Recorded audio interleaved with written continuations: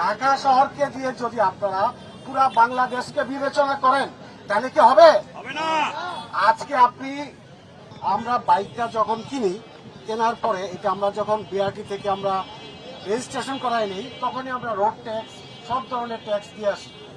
এখন আমি দেখলাম যে একটা নিউজে দেখলাম যে আলোচনা হচ্ছে এরকম যে একটা টকশোতে যে ঢাকা শহরে প্রচুর পরিমাণে হায়ার সিসি বাইক চলে, ইদানিং 250 সিসি, 300 সিসি, 350 সিসি। তো তারা কিছু লোক প্রস্তাব করছে যে বাংলাদেশের লোকদের, ঢাকা শহরের লোকদের আর্থসামাজিক অবস্থা অনেক ভালো, ওদের যদি আর্থসামাজিক অবস্থা ভালো না থাকে তাহলে হায়ার সিসি বাইক কিভাবে কিনে?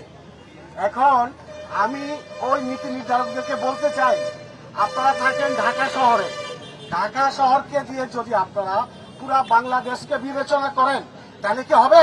না।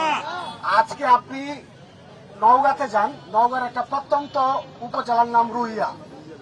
আপনারা অনেক অনেক প্রত্যন্ত অঞ্চল আছে, যেই সব অঞ্চল ঢাকা শহর থেকে 25 থেকে 30 বছর আর্থসামাজিক এবং জীবনযাত্রার মান অনুযায়ী তারা পিছিয়ে আছে।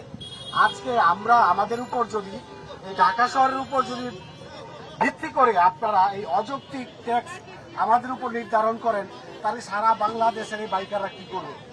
এই যে লক্ষ লক্ষ 30 লাখ, 40 লাখ, 50 লাখ বাইকার, এই বাইকাররা কি করবে?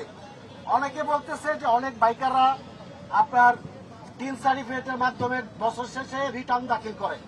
আচ্ছা ঠিক আছে, ধরলাম রিটার্ন দাখিল করে। এখন এআইটির মাধ্যমে যখন রিটার্ন দাখিল করবে এই 2000, 5000, 10,000 টাকা, তখন এটা মাইনাস করে দিবে যখন বছর শেষে দাখিল করে। তো ভাই আপনাদের কাছে আমার প্রশ্ন, পুরা বাংলাদেশে এই যে 40-50 লাখ বাইকার, তার মধ্যে রিটার্ন দাখিল করে কত পার্সেন্ট? সর্বোচ্চ 2% থেকে 3%, সর্বোচ্চ 2 থেকে 3%। বাকি 95-97% লোক এই কর জালের আওতায় না, তারা জানে না। আজকে হাজার হাজার স্টুডেন্ট চালাচ্ছে, বাইক চালাচ্ছে, তারা কিভাবে এই জিনিসটা তাড়িয়ে করবে? বাপের কাছ থেকে তারা টাকা নিয়ে এসে বাইক কিনে, বাপের কাছ থেকে টাকা নিয়ে 200-300 টাকা নিয়ে তেল ভরতেছে, এই যে কাজগুলি করতেছে। আজকে আপনারা আমাদের উপর হুট করে অযৌক্তিক ভাবে 2000, 5000, 10,000 একটা ট্যাক্স চাপাই দিলেন, এটা কোন ভিত্তিতে দিলেন? এটা এখনো আমরা বাইকার সমাজ, পুরা বাংলাদেশে এই বাইকার সমাজ ক্লিয়ার না। আজকে আপনারা অনলাইনে দেখেন, ফেসবুকে দেখেন, বাস্তবে দেখেন, সকল বাইকাররা আজকে এটার প্রতি একাত্ম হয়েছে যে আমরা ট্যাক্স দিব না। কেন দিব না? কারণ আপনাদের ট্যাক্স দরকার, ঠিক আছে, আমরা দাম দিয়ে বাইক কিনি, ঠিক আছে, 156% ট্যাক্স, 98% ট্যাক্স বেশি দিয়ে আমরা বাইক কিনি, ঠিক আছে।